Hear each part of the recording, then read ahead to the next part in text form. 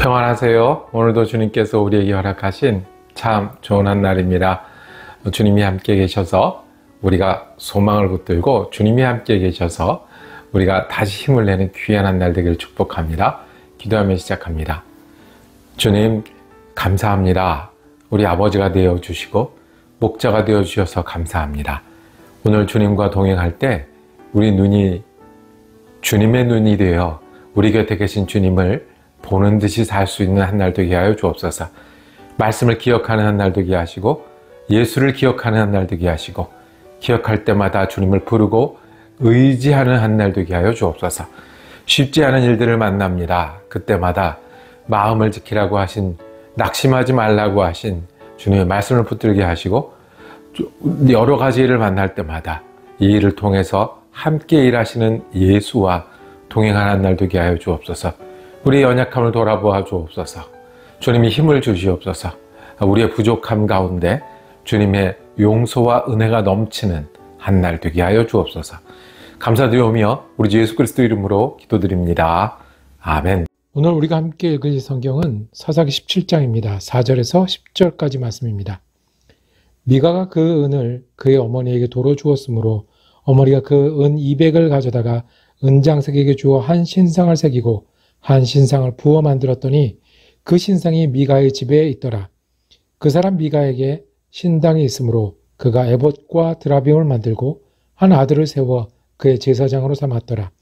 그때에는 이스라엘에 왕이 없었으므로 사람마다 자기 소견에 옳은 대로 행하였더라.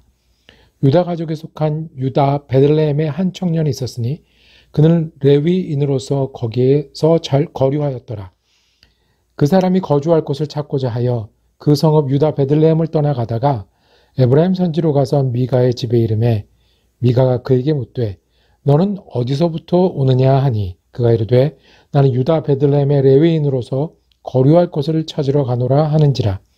미가가 그에게 이르되 네가 나와 함께 거주하며 나를 위하여 아버지와 제사장이 되라.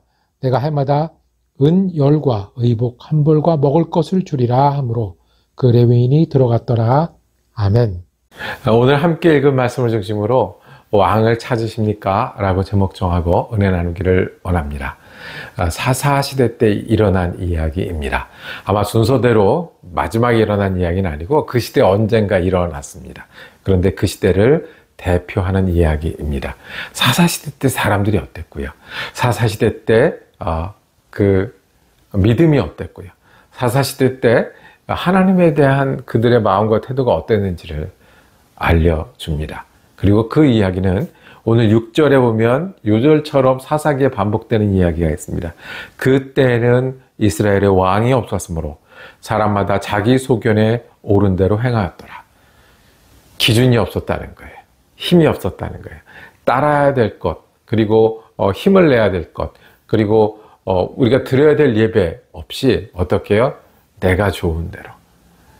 사람들의 행복이 내가 좋은 대로 하는 데 있다고 생각을 합니다. 내가 얻고자 하는 것을 얻고 하고자 하고 싶은 것을 하고 그리고 이뤄놓는 것을 행복이라고 하는데 성경은 말합니다. 왕이 없었기 때문이라고요. 이스라엘의 왕이 없었습니까? 이스라엘 왕이 있었습니다. 여호와 하나님이십니다. 율법을 주신 왕이시고요. 구원해 주신 왕이시고요. 역사를 주신 왕이었습니다. 그 왕이 없어지니까 어떻게 돼요? 자기 소견대로 행하고 자기 소견대로 행하다 보니 이렇게 되었다고 말씀합니다. 이스라엘의 행복은, 믿는 사람의 행복은 우리가 하나님을 따를 때 가지는 영적인 행복이 있습니다. 하나님을 따르기 때문에 내가 하고 싶은 것을 하고요. 하나님을 따르기 때문에 내가 할 수 있는 일을 이루어갈 때 행복이 있다는 말씀을 오늘 우리에게 주십니다. 미가라는 사람이 에브라임 산지에 있었다는 이야기로 17장 1절은 시작을 합니다. 그래서 이 집이 좀 잘 살았던 모양이에요. 어머니에게 있는 은을 훔쳤어요. 1100개. 단위는 어떤지 모르겠지만 훔쳤어요. 훔쳤다가 이제 양심에 찔렸는지 도로 갖다 줬어요. 내가 이것을 사실은 훔쳤습니다. 어머니가 오히려 야단을 치거나 가르치는 게 아니라 즐거워합니다. 아유, 솔직하게 가지고 왔구나. 그리고 그것을 가지고 여호와께 드린다라고 얘기를 해요. 다 드린 게 아니고요. 한 200개만 따로 떼어서 하는 일이 우상을 만드는 일이었습니다. 우상, 나를 축복하고 나의 마음을 평안케 하고 그리고 내가 의지할 대상을 만듭니다. 그래서 반복되는 이야기. 여호와가 왕이라는 걸 잊은 거예요. 우상을 만들지 말라는 여호와의 말씀을 잊은 거예요. 안식일을 지키고 율법을 따르라는 여호와의 말씀을 잊은 거예요. 우상을 만들면 망했다라는 출애굽기의 이야기를 잊은 거예요. 그리고 왕이 없으니 내 마음대로 하겠다. 무엇도요? 믿음도요. 보실까요? 4절에 보면 은장세계가 맡겨서 신상을 새겼다고 그랬어요. 감사하다고 좋다고 한 게 우상을 만들고요. 그 다음에 5절에 보면 신당이 자기 집에 있었고요. 그 신당에 에봇과 드라빔을 만들었다고 그랬어요. 에봇은 제사장들이 회막에서 일할 때 번제를 드리고 그리고 등불을 태우고 할 때 입던 그 옷 아닙니까? 드라빔은 뭡니까? 그 당시에 유행했던 우상의 도구인데요. 점을 쳤을 것으로 보는 거예요. 정확하게는 알 수 없지만 점을 치거나 우상의 모형을 해 놓은 거예요. 그거를 가져온 거예요. 그리고는 어떻게 해요? 나는 여호와를 섬긴다. 나는 이렇게 됐으니까 복을 받을 것이다. 라고 이야기를 합니다. 이게 사람이 하는 일이에요. 하나님 없는 사람들이 하는 거예요. 하나님 없는 사람들이 내가 과학을 하니까 지식이 있으니까 이것을 믿고 살면 된다고 생각을 해요. 근데 하나님 없는 사람들이 내가 할 수 있는 일, 내게 즐거움을 주는 일을 쫓아서 하는 것이 내 것이다. 하나님 없이 사는 사람들이 물질을 이루어가는 것이 인생이다라고 하나님 없이 사는 것은 자기 좋은 대로 사는 세상이 되어갑니다. 심지어는 믿는 일에도 내 식으로 믿으려고 해요. 내가 좋아하는 찬양이 있어야 되고요. 내가 좋아하는 감성을 건드려야 되고요. 내가 좋아하는 그 효율성, 이 밖에서 말했던 경제성이 들어와야 되고요. 내가 좋아하는 민주적이 돼야 되고요. 내가 좋아하는 교리가 있어야 되고요. 내가 좋아하는 방식으로 말씀 묵상도 해야 되고요. 내가 좋아하는 방식으로 사람들을 대해야 돼요. 여호와가 왕이 되지 못하면 이런 일이 일어난다고 말씀합니다. 이어서 드릴 말씀은 지나가던 레위인이 이 미가를 만나게 됩니다. 베들레헴에 사는 레위인이었다고 그랬어요.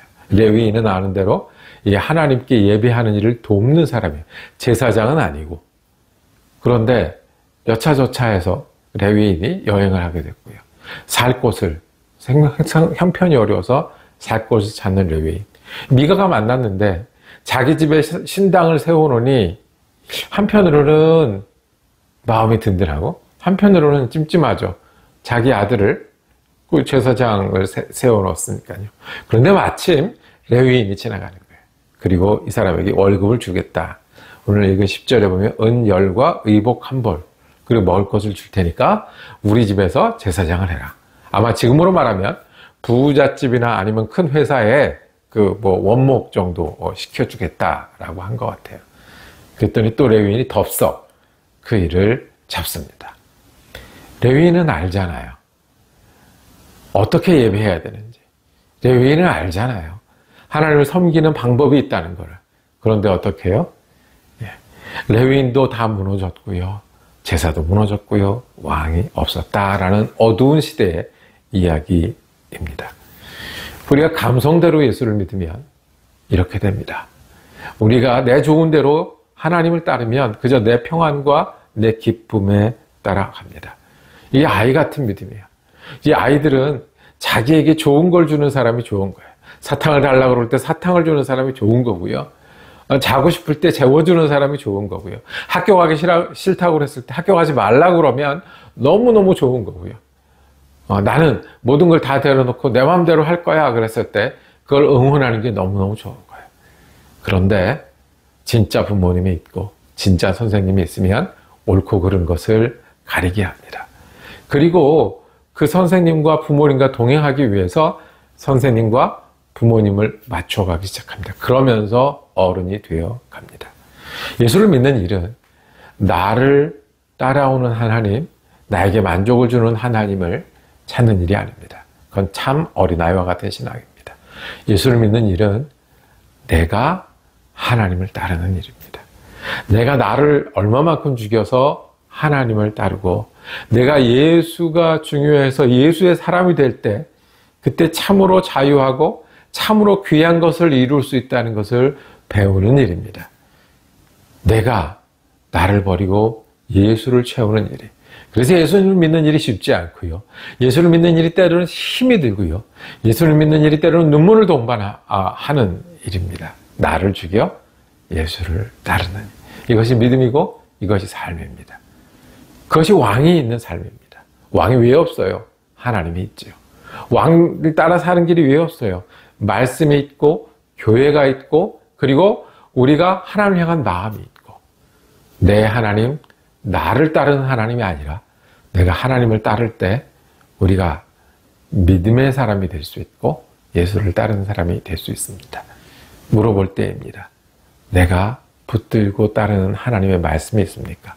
이것만큼은 하나님이 내게 하라고 하셨으니 내가 다른 것들을 다 포기하고 뒤로 하고 내가 하나님을 따르는 그런 일들이 있으십니까? 하나님은 우리가 돌아오길 원하시고 하나님은 우리가 평안하길 원하시고 하나님은 우리가 예수 그리스도를 알고 따르는 사람이 되길 원하시고 하나님은 우리가 구원받은 사람답게 살기를 원하시는데 내 필요를 돌아보시는 하나님으로 그냥 두고 계시지는 않습니까? 내 마음에 드는 믿음으로 그저 것을 택하지는 않습니까?